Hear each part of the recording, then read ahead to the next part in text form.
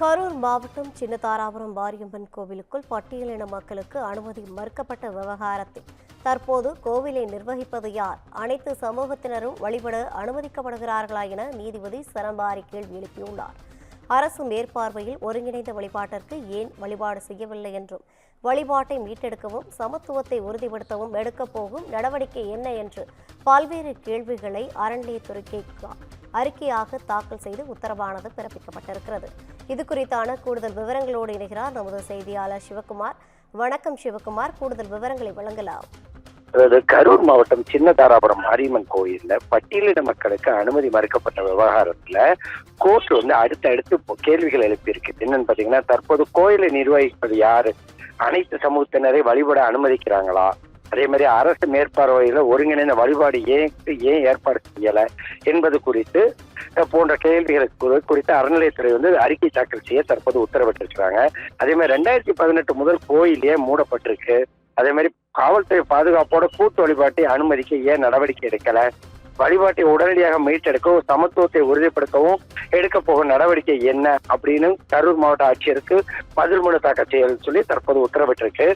தற்போதைய சட்டம் ஒழுங்கு நிலைமை எப்படி இருக்குது? அதே மாதிரி பாத்தீங்கன்னா, கூட்டு வழிபாடு நடத்த போதுமான போலீஸ் பாதுகாப்பு வழங்க முடியுமா அப்படின்னு சொல்லி மாவட்ட காவல்துறை கண்காணிப்பாளரும் பதிலளிக்க உத்தரவிட்டிருக்கீங்க. கரூர் மாவட்டம் சின்னதாராபுரம் மாரியம்மன் கோயிலை திறக்க கோரி வன்னியகுல சத்திரியர் நல அறக்கட்டளை தலைவர் முருகன் அப்படிங்கிறவர் மதுரை உயர்நீதிமன்ற கிளையில ஒரு மனுவை தாக்கல் செஞ்சிருந்தாரு.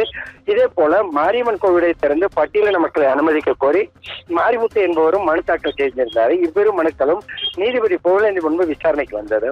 மாவட்ட ஆட்சியர் தாக்கல் செய்த பதில் மனுவில் கோயில் 2018 ஆண்டு முதல் மூடப்பட்டுள்ளதனும், திருவிழாக்கள் நடத்தப்படவில்லைனும், பூஜைகள் மட்டும் நடைபெறுகிறதனும், சாதி பதற்றம் சட்டம் ஒழுங்கு பிரச்சனை ஏற்படும் அச்சம் காரணமாகவே கோயில் மூடப்பட்டிருந்தனும் கூறப்பட்டது.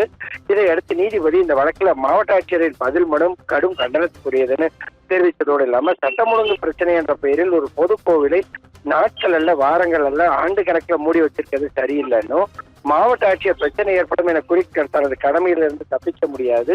உண்மையான அச்சுறுத்தல் இருந்தால் அரசு இயந்திரத்தை பயன்படுத்தி அதை கையாள வேண்டியது மாவட்ட ஆட்சியரின் பொறுப்புன்னு தெரிவிச்சிருக்காங்க. மாவட்ட காவல்துறை செயல்பாடு சரியாக இல்லை.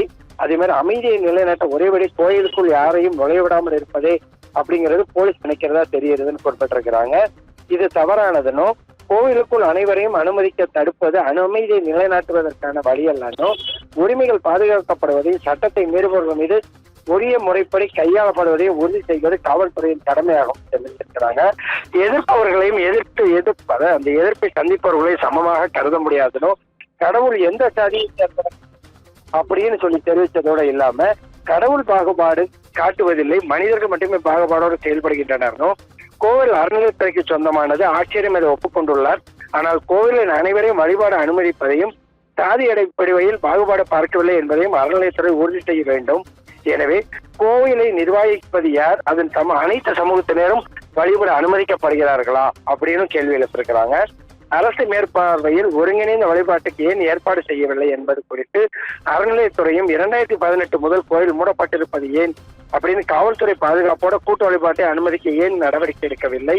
அதே மாதிரி வழிபாட்டை மீட்டெடுக்கவும் சமத்துவத்தை உறுதிப்படுத்தவும் எடுக்க போகும் நடவடிக்கை என்பது என்ன மாதிரி நடவடிக்கை எடுக்க போறீங்க என்பது குறித்தும் மாவட்ட ஆட்சியரும் தற்போது சட்டம் ஒழுங்கு நிலைமை எப்படி உள்ளது, கூட்டு வழிபாடு நடத்த போதுமான போலீஸ் பாதுகாப்பு வழங்க முடியுமா என்பது குறித்து மாவட்ட காவல் கண்காணிப்பாளரும் பதிலளிக்க உத்தரவிட்டு வழக்கு விசாரணையை 3 வாரங்களுக்கு ஒத்தி வச்சிருக்கிறாங்க. விரிவான தகவல்களை பதிவு செய்தமைக்காக நன்றி சிவகுமார்.